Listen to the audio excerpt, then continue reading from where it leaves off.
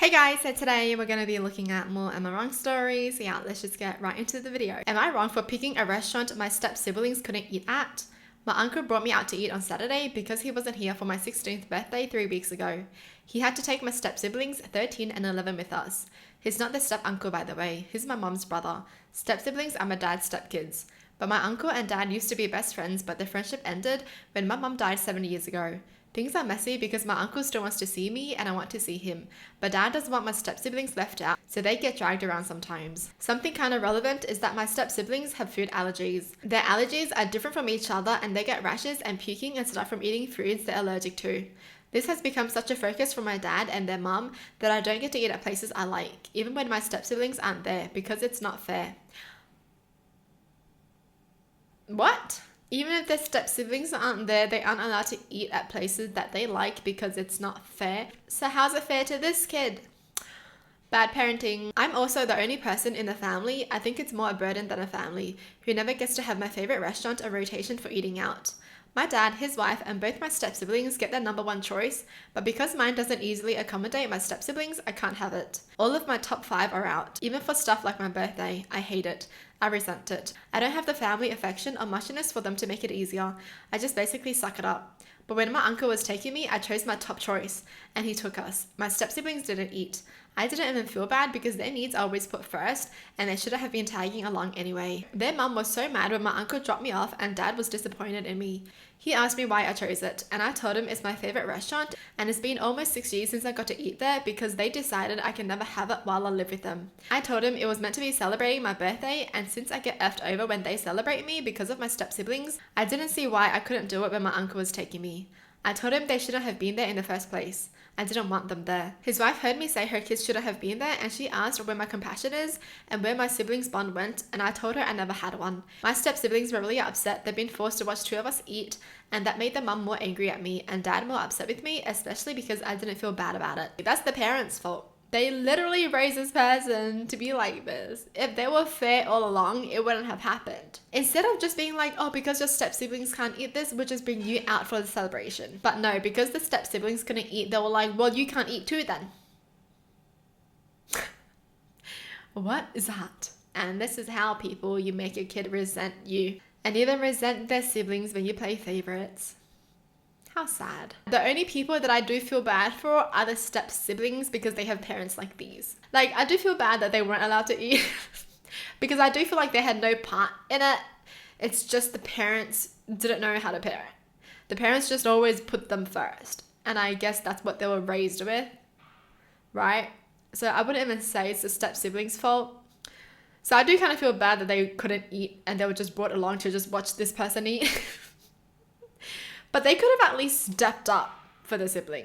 You know what I mean? They could have just been like, oh, it's okay. You guys can go celebrate. We'll just stay home. But no, they didn't. They didn't. How's that even fair, you know? How this person was like, even if they're out without their step siblings, their parents wouldn't allow them to go to their favorite place because the step siblings can't eat. Well, that's the point. They're not here. So they shouldn't be eating what they're allergic to. So you can bring this kid to have what they like.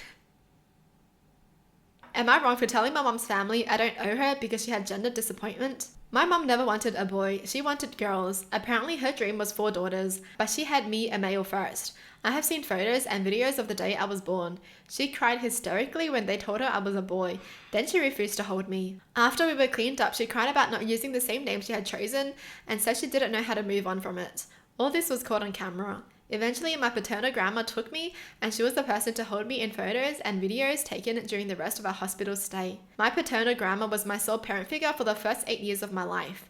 She took care of me, and I spent so much time at her house. Sometimes I was there for weeks. Then she had a brain bleed and died. So I was left with a mum who wanted girls and not a boy, and a dad who wanted to be a provider and nothing more. So mum got her girl, and Lily got all the attention, while I got grandma until I was 8 and then nobody.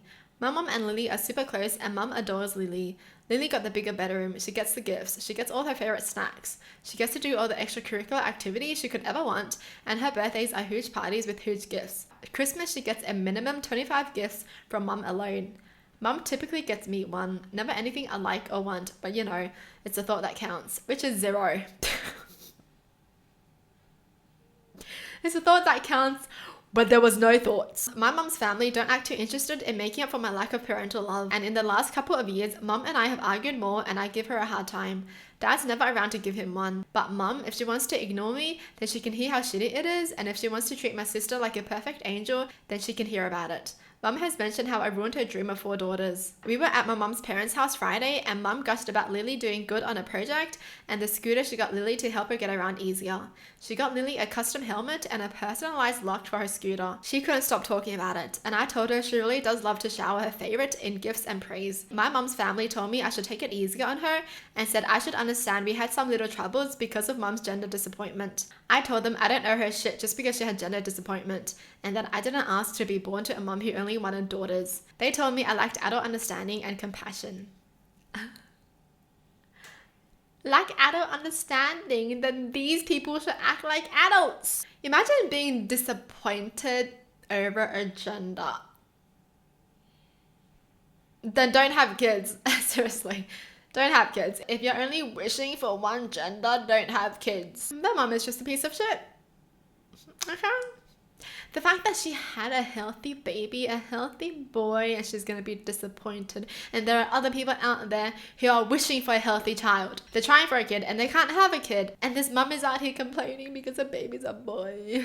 Get a life. And I just hate how all the relatives are on the mum's side. Well, we know why the mom's like this. We know why she's crazy. Okay, we know. Am I wrong for telling my daughter, yeah, I get it, you hate him, when he went on a father-daughter trip? So I have 2 daughters, Emma and Lucy. The issue revolves around my husband, who's Emma's stepfather. Emma's dad passed away when she was younger, and I remarried 3 years ago. She and my husband don't get along at all, and she makes it clear she dislikes him. My husband has tried to bond with her, but Emma shuts him out completely, refuses to talk and ignores him. We all know she will never see him as a father figure, and we are fine with it. Here's where it gets tricky. When Emma was younger, her biological dad would take her to father-daughter outings. We have a lot of pictures of those. Lucy was too young to remember any of them. We thought it would be nice to do again, since Lucy does see her stepdad as her dad. Specifically, they would go to a pumpkin patch and they carved them. They went to the pumpkin patch yesterday and had a great time. Lucy and my husband really bonded and had a good time. The issue is Emma. She's pissed that he took over the tradition with Lucy, that my husband stole the tradition and I'm disrespecting my late husband's memory.